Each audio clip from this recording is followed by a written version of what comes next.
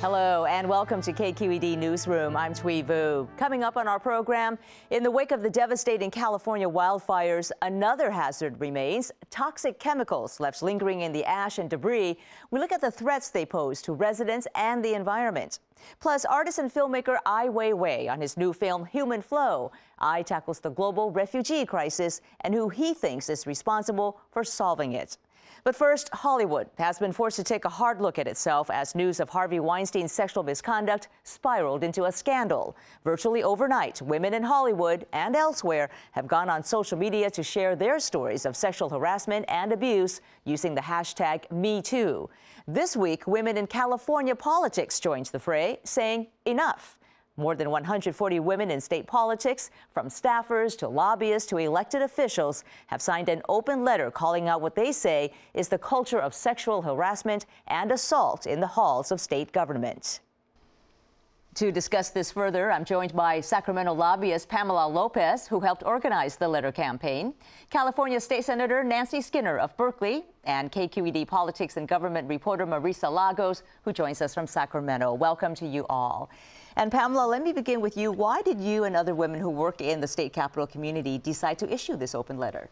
Because we've had enough. In the wake of the Harvey Weinstein scandal, I and several other friends started comparing notes and talking about our experiences working in California politics and the California political community, and started sharing some very upsetting stories about quid pro quo sexual harassment that we've faced from powerful men in the Capitol community, not only legislators, but other powerful lobbyists, other appointed officials. And even you have a story that happened to you. Can you tell us about that? Even stories that border on sexual assault. I was walking into a public restroom, thought I was alone, opened the door to walk into the restroom, felt a body rush up behind me, slam and lock the door, and I spun around, and by the time I had turned around, I was face to face with a sitting legislator who had unzipped his pants and exposed himself and was masturbating. I backed up across the room, and he told me several times in explicit terms to touch his genitals while he was masturbating, and I remember thinking, oh my God, what do I do? Don't make a scene, but be very clear that I don't want to be here. And so I said over and over again, no, I will not touch you. No, I will not touch you. But did you speak out after that? Did you report him? No, I didn't, because I was afraid of not only formal, but informal repercussions that I might face to my career. We have laws in place that are intended to protect women in the workplace, and we certainly have laws in the legislature to protect legislative staff, but it's much more difficult to address all of the informal consequences that a woman faces if she speaks out against her perpetrator. Everything from other lawmakers refusing to take your meetings, other lobbyists who have a tendency to protect the bad guys looking at you funny. It's overwhelming to be involved in a scandal, and our culture, not only in California politics, but in the nation as a whole, still blames women. And so I kept my mouth shut out of fear for my career. Senator Nancy Skinner, you also signed this letter. Why did you decide to do that? Well, similar. Enough is enough. And we know that this is pervasive. There's the hashtag #MeToo. I think the hashtag should be who not, because women experience this not only in state capitals, workplaces, campuses, everywhere, whether you're a student, you're an employee, as is expressed here, the lobbyist. And what we see is that we have some decent laws, but the consequences to the perpetrator are not enough. They haven't served as a deterrent. And until the perpetrator, and in many cases it's a man, but not always, but until the perpetrator really experiences a consequence that's a loss of status or some legal consequence other than just a payout that's confidential, we're not going to see this change. And Marisa, I want to bring you in at this point, because is there a culture of complicity here at the Capitol, a culture of protecting the institution over the individuals? I think there is. I mean, I think that we see this again in Hollywood, in Sacramento, in really workplaces across the nation. But I think that there is, in some ways, even more so in the Capitol, a different culture. There's the protectionism of wanting to protect the legislature. There's the fact that there's so much turnover, and then there's this fact that you have situations that arise that really sort of skew the lines between what's work and what's not work. A lot of political events happen in bars and restaurants with alcohol. They are raising money. They are having meetings. You know, and so I think that sometimes that culture kind of seeps into this broader problem. But I do think that, you know, as we saw in Hollywood, this is not a secret. This is an open secret in a lot of ways. Maybe we haven't connected all the dots, but I think that in the past, the legislature itself has been very wary to tackle these issues, to maybe hold itself to the same standard as it wants to hold other state and private businesses and agencies, and really, you know, to protect it, because that is what has always been done. And I guess the other layer that makes this even more troubling, right, is that a lot of this is taxpayer funded. You have lawmakers who are paid for by the taxpayers. A lot of these settlements for accusers are funded through taxpayer money. And so, Nancy, I have to ask you about this. I mean, the legislature has a history of harassment complaints. You were recently named in connection with one of them complaints, this case involving a former legislative director, Nancy Finnegan, who received $100,000 from the Assembly to settle her claim of harassment and discrimination against her boss, former Assemblyman Steve Fox of Palmdale. Now, she says that she complained to you because you were the Rules Chair at the time, and we have a process. Chair of the Assembly Rules Committee at the time, and you did nothing. So I certainly am never going to impugn any woman, and it is very, not only possible, probably real, that women in the Capitol feel intimidated to complain about a sexual harassment circumstance because of fear of retribution. However, and again, everything of her story I'm not going to question, but as the Rules Chair, the complaint that she filed, and I was chair in 2013 and not past that time, but in 2013 the complaint she filed was not a sexual harassment complaint, and it was not against Mr. Fox. It was against her own woman chief of staff. Now, that's not to say that she didn't have the experience she did, but it's just that in what was presented to me, and it was in her writing, it was not a sexual harassment complaint. But let's go back, let's leave that alone, because I don't want to, what I want to talk about is what caused this tipping point. So we've had many tipping points in the past. Anita Hill was certainly a tipping point. But then many women became silent because Clarence Thomas became the Supreme Court Justice.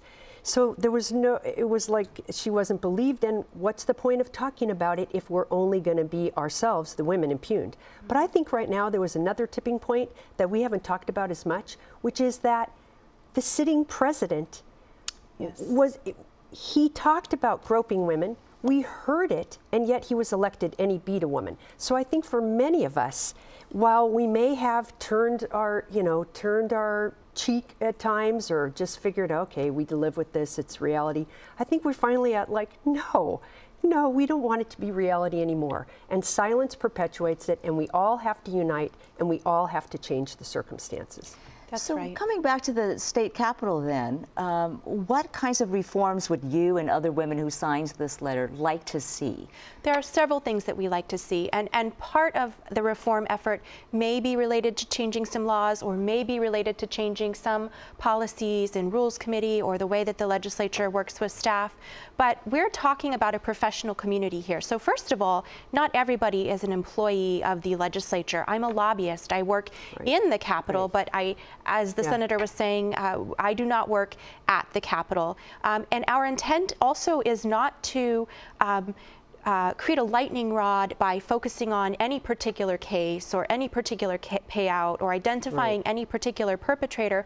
We are talking about a culture that systematically devalues women and blames women for experiencing discrimination or quid pro quo sexual harassment or assault in the workplace. And so there are also informal changes that we are looking for. And first and foremost, it's this kind of change. It's having this conversation. It's signing on to a letter where we all support each other. It's telling women that I believe you. I believe your story. I will have your back. I will stand up for you.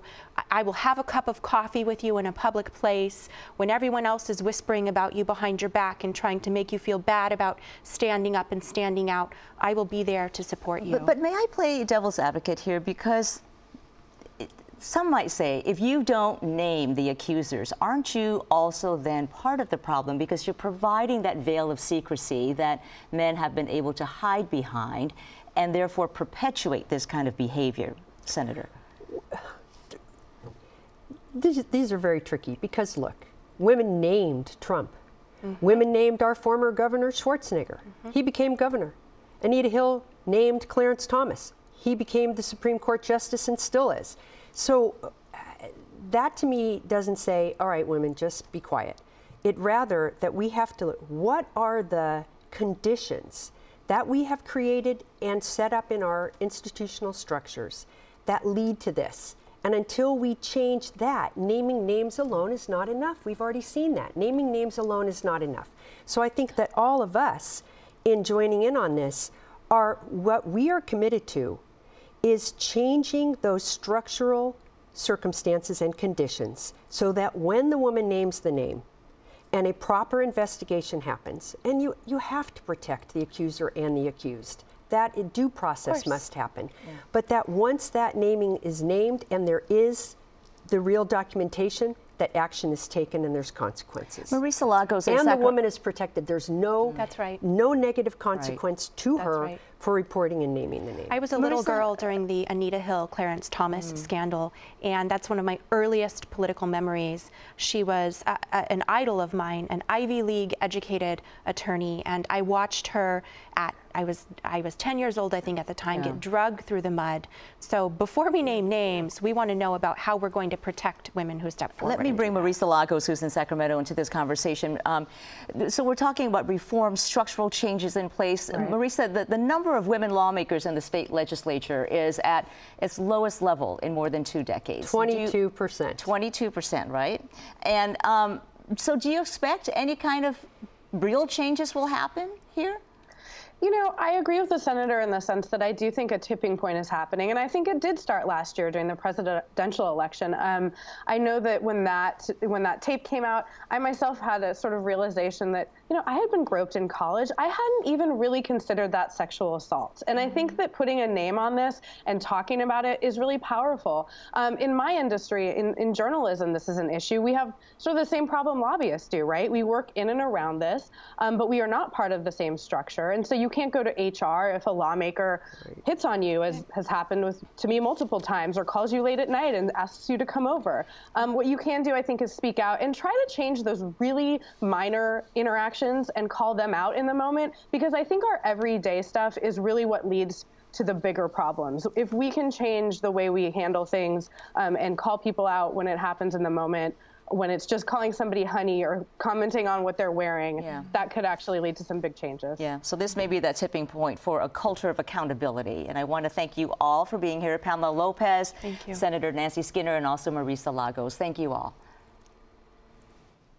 Now to the North Bay wildfires. As firefighters gain control of the blazes, today residents in 3 Santa Rosa neighborhoods are being allowed back for the first time.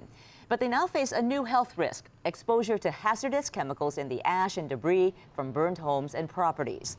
Officials in Sonoma and Napa counties are warning residents to wear protective gear when sifting through rubble or getting their homes back in order. With thousands of structures destroyed in Napa and Sonoma, the cleanup effort will be long and challenging. Joining me now are Sonoma County's Director of Environmental Health, Christine Sasko, and Assistant Professor of Pulmonary Medicine at UCSF, Dr. Robert Blount. Thank you both for being here. And Christine, wanted to begin with you. What can people expect as they're coming back to these Santa Rosa neighborhoods for the first time today and also tomorrow? We're really cautioning people as they're coming back to their properties, to view their properties, that the ash that is on their property is not the same as a general wildfire ash. It's not the same as that from just trees. Because of the amount of homes burned and other items that are in that on those properties, the ash can likely contain metals, chemicals, and potentially asbestos or lead. And so we're really urging them to take caution and try not to disturb the debris as much as possible. We do understand that they've lost their homes, they're anxious, they want to get back in, they want to search for those personal items. And so we're giving them personal protective equipment such as Tyvek suits and gloves and masks and booties and that, so that when they are there, if they're looking and they find some of their personal items, they can collect those and bring those back. But we are discouraging them from like really heavily sifting through and digging through that debris because of the ash. And what should they do with those suits when they're done with them? When they are leaving that site, they will take all that equipment off and they will put it back into the debris and then get in their car so they're not tracking that material back into their car and back into their homes. And so the materials you're talking about, how dangerous are they? What kinds of exact chemicals are we talking about? Because households have a lot of stuff in them. There's actually a lot of variability when we talk about that because everybody's household has something different. And so we're not really certain what there is in each of those properties and in each spot of ash.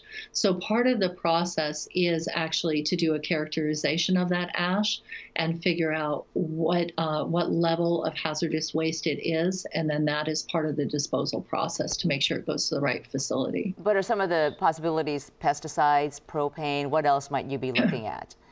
Pesticides, propane. You can also, your plastics, when your plastics melt, they off-gas lots of potentially hazardous chemicals. If there was asbestos on the property, you can have asbestos fibers. You can have just basic like lead contaminants if it was an older home. Heavy metals is another one that can be there. So that's a long list, Dr. Robert Blount. Yes. So if people come into contact with these materials and they don't have the appropriate protective gear on, what are the potential health risks we're looking at? So I think there are two big health risks, really. One is coming into physical contact, getting those materials onto the skin and the clothing, and then bringing that back to the car or the home. That's a big risk. And then it's what's inhaled actually on the site. So the skin contact certainly can cause irritation. I really am glad that the county is providing appropriate gear to suit up. And it's very important to use that because people do not want to bring that debris, that dust, the really toxic dust, back into their clean homes. The biggest risk is really inhaling the particles, I think. So the most dangerous effects that we see from the fine particulate matter in the ash and in the smoke is really once it's inhaled down into the lungs. And how dangerous is that particulate? Because some of it is actually so small that it can bypass the body's filtration system, right, and go directly into the bloodstream? Correct. So the fine, we call it fine particulate matter, less than 2.5 microns in diameter. So we're talking about the size of a bacteria or a virus, even less.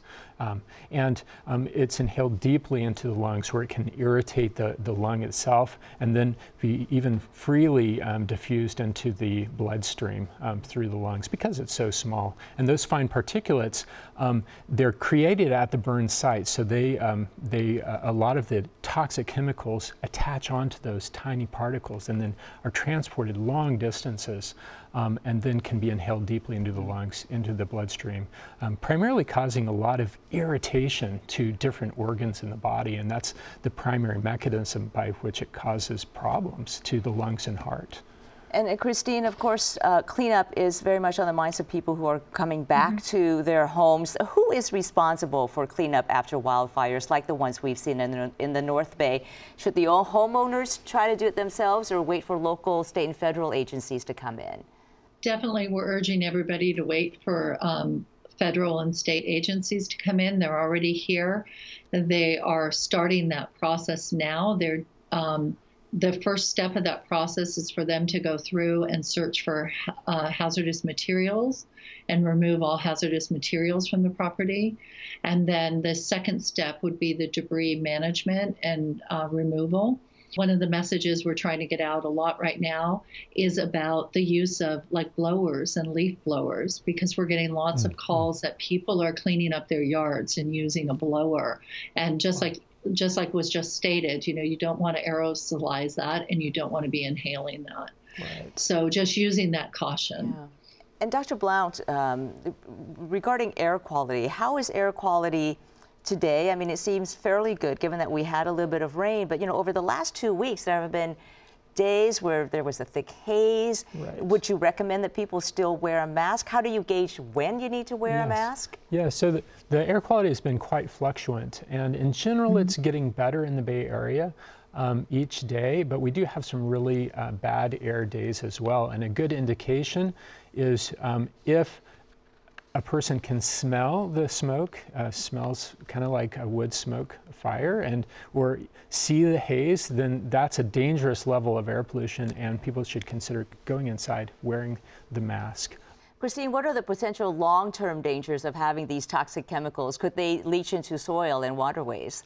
There is a lot of erosion control efforts that are going on right now to prevent that debris from falling into the waterways, such as closing off storm drains and such in those affected areas. And then also the debris cleanup. It not only do they just clean the debris up from the site, they also go down and dig the soil and take out all that hazardous ash in the area. So the crews are working really quickly right now because of the winter coming up. They're trying to get in and get things cleaned up as quickly as possible so that we can minimize any of that potential threat. All right, Christine Sasko with Sonoma County, and also Dr. Robert Blount with UCSF. Thank you both for being with us. Thank you. Thank you. We turn our attention now to the refugee crisis. Chinese dissident and artist Ai Weiwei has long tackled politically sensitive subjects. In alleged retaliation for works criticizing the Chinese government, he was arrested and beaten and had his passport confiscated. In 2014, although he could not travel, Ai designed a massive groundbreaking exhibit that was installed on Alcatraz Island in the San Francisco Bay. The exhibit targeted incarceration, the treatment of Native Americans, and the definition of freedom. Now, his latest film, Human Flow, takes on the global refugee crisis. KQED's Monica Lam spoke with Ai Weiwei when he was in San Francisco recently. Ai Weiwei, artist, activist. Your film, Human Flow, documents massive human migration due to war, violence, disaster. What did you learn from making this film? What I have learned is very simple. Among these 65 million refugees, there's no single one is willing to leave their home. They all struggle not to leave with very heavy price they have to pay. Their relatives, friends, or whole village vanished by war, by famine, or environmental problems. United States President Donald Trump has cut in half, in fact, more than half, the number of refugees allowed in this country. What is your reaction to that? I think at the current administration, what they did is beyond belief. More than ever, we need the wall. We have drugs pouring through. I should say it's shameful. A nation like the United States, which is the most powerful, not only leading in the economics, but should be the strongest nation in defending human rights. After all, U.S. is a nation of migrants. Just a few generations ago, we all come from somewhere. Absolutely. I never met a native here. Let's talk about your home country, China. What do you think China should be doing to help resolve this crisis? China is gradually become a super economic power, and a lot they should do. Even domestically, China has human rights issues to solve. Like Tibetans cannot get a passport to travel. I mean, to limit somebody's rights to move is almost the same as to push someone to leave their home. The officials came here and told them, look, there's no way you're going to get papers to continue. Either you go voluntarily or we arrest you. A lot of your work takes aim right at the heart of power, the Chinese government, corruption, and here at Alcatraz, the prison system. Do you think those in power are listening? I know it's very hard to make a power listening, but that's why those voices are so necessary. The children need to go to school. Majority of them, last 5 years, didn't go to school even one day. And basically, all those mistakes or those tragedies are made by human. There is no bath, no showering facilities. The hygienic situation is very bad. So if we don't want to be part of shameful condition, then leave us no choice to make our sound to be heard. Do you think you're encouraging those in power to change or just making them look like fools? Or is it the same thing? I think we have to consider they're also human beings, of course. You know, we talk about the issues relate to everybody. You know, they all have families, have children. You know, it's different ways of communication. So I have to believe in this kind of struggle. In your film, there's a scene of a man walking through a graveyard, and he's lost many of his loved ones.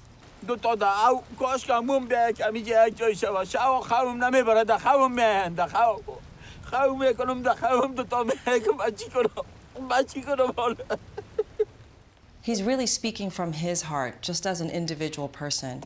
For people watching the film, what can they do about this?